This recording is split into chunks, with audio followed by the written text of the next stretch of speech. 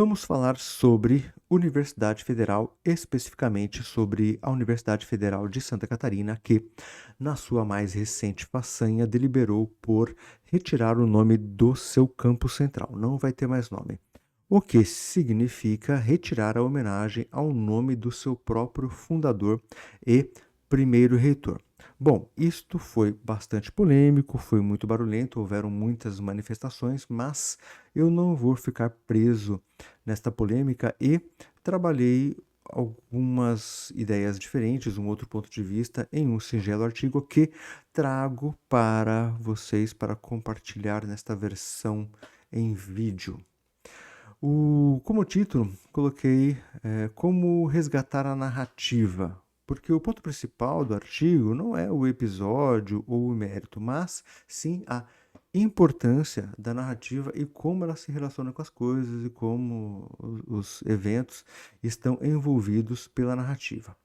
Então, o contexto já foi dado, a UFSC retirou o nome do fundador, João Davi Ferreira Lima, do campus sede, após pressões da militância organizada.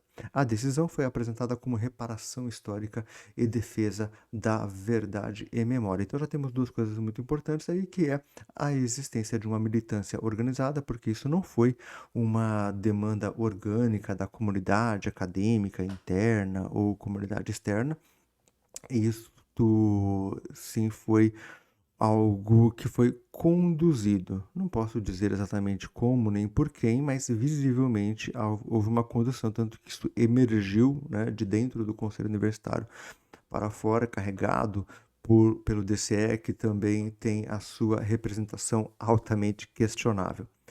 E outra parte muito importante é essa existência de uma comissão da defesa da verdade e memória, o que é fantástico, porque a partir do momento que se institui e é aceito uma comissão da defesa da verdade e memória, qualquer conclusão que ela chegue, qualquer recomendação que ela apresente, a princípio já deveria ser obrigatoriamente aceita. Afinal, como é que alguém iria se opor, né, iria ser contra a verdade, a memória e a reparação histórica e a justiça? E então nós avançamos para a questão da construção da narrativa, construção, né, manutenção, sustentação da narrativa.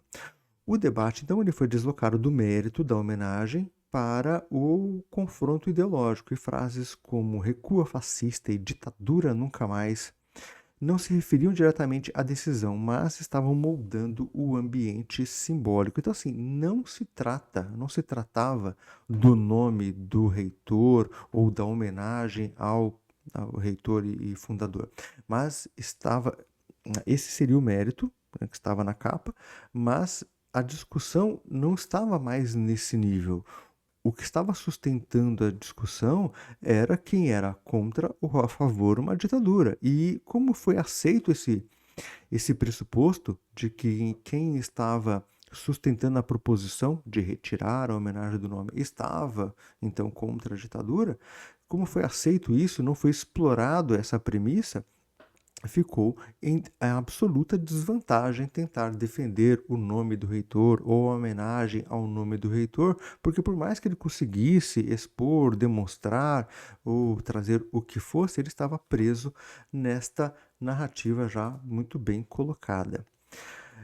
Então, a crítica central do texto, além de colocar, né, o contexto, a importância da narrativa, como ela conduz tudo, e aí a dinâmica que isso acaba desenvolvendo, é o que nós conhecemos, né, chega para a gente como da esquerda, que era quem estava encampando, estava com a bandeira, e de todos que não estavam com a bandeira, que eu chamo de não esquerda, né, e chamo de direita ou extrema direita, mas independente do que seja, ela estava então reagindo, tentando contestar ou confrontar ou discordar, mas sempre dentro da própria narrativa. Ela não estava questionando o pressuposto, não estava questionando se eles de fato poderiam, né, ser contra alguma ditadura.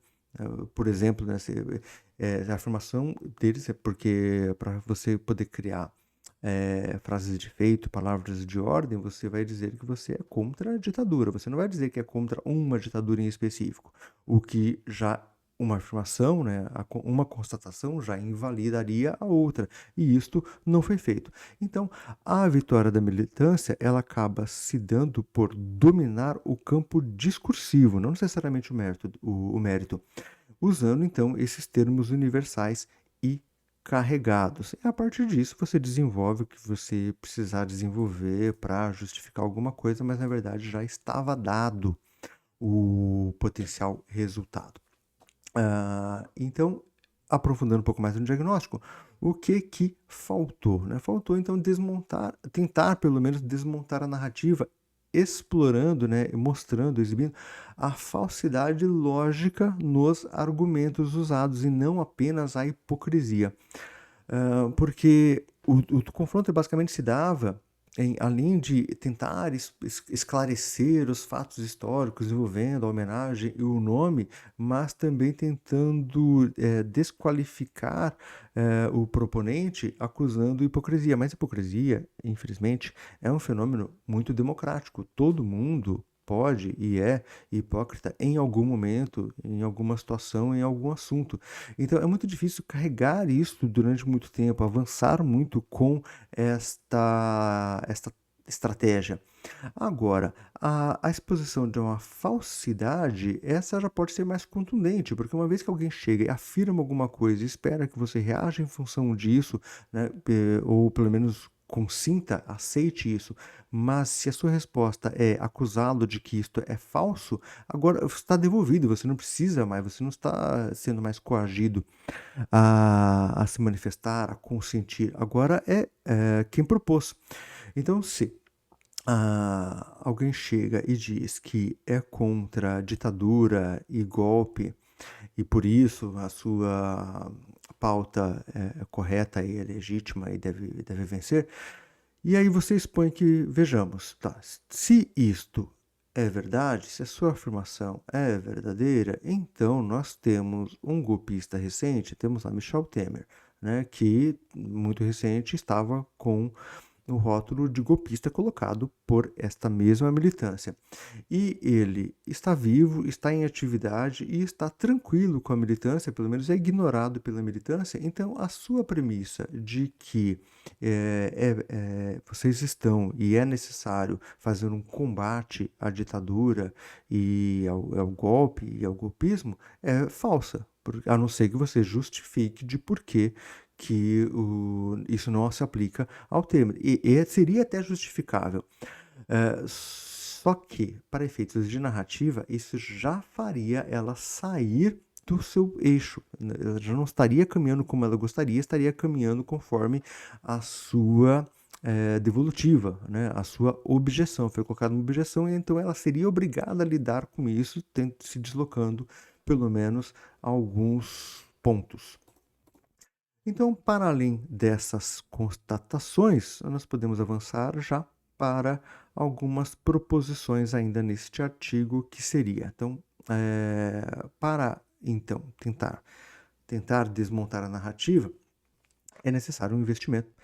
Nesse enfrentamento, pouco diferenciado, né? Não só com barulho, mobilização, mas com um pouco de estratégia, que seria abordar e expor objetivamente e com frieza, e fazer uma exposição sistemática dessas falsas premissas, tentando, né, direcionando os proponentes a lidar com os limites da sua própria afirmação, né, e que no limite dela seria uma falsidade.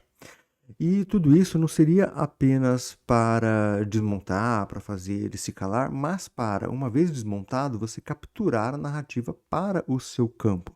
Então, aí você tem que ter, talvez seria uma outra etapa, poderia colocar isso num outro material, que seria como você construir de forma consistente a sua defesa das virtudes, né, da verdade, da memória e da justiça, baseado na forma como você está abordando o mérito, mas não adianta fazer isso sem antes desmontar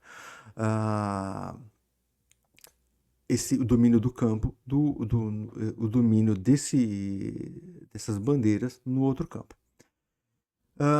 Apesar disso tudo ser bastante trabalhoso, desafiador, talvez até exaustivo, se existe algum lugar em que isso poderia ser feito, seria na universidade, porque a universidade deveria ser um local privilegiado para a atividade, né, do exercício intelectual, para se abstrair a subjetividade, né, das pessoas que se acusam, se abstrai absolutamente e tenta-se investigar, esgotar ao máximo os argumentos que estão sendo colocados friamente.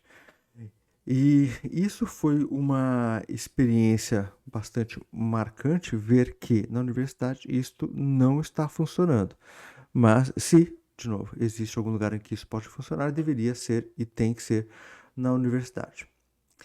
Bom, e já como um bônus, né, e adicionando, apesar dessa dinâmica toda, né, a proposição foi vitoriosa, o nome foi retirado, os opositores, a direita, ou a extrema-direita, ou a não-esquerda, acabou sendo derrotado. No entanto, ainda dentro, presos na narrativa, houve uma reação da comunidade local, no caso da prefeitura, que já no dia seguinte fez uma proposição municipal para mudar o nome da praça em frente à própria universidade, batizando com o nome do reitor, né, e do fundador da universidade. Isso foi bastante sagaz, isso foi bastante bacana para manter o debate, né, o confronto, mas, como eu disse, ainda preso na narrativa.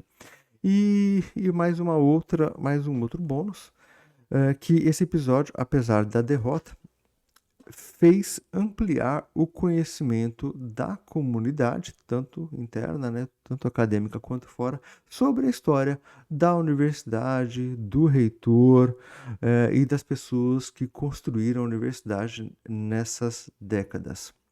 E isto era o que eu tinha para compartilhar com vocês, mas para registro e comentário. Isso aí vamos poder escrever mais nas respostas de posts que encontrarmos por aí. E até o próximo episódio.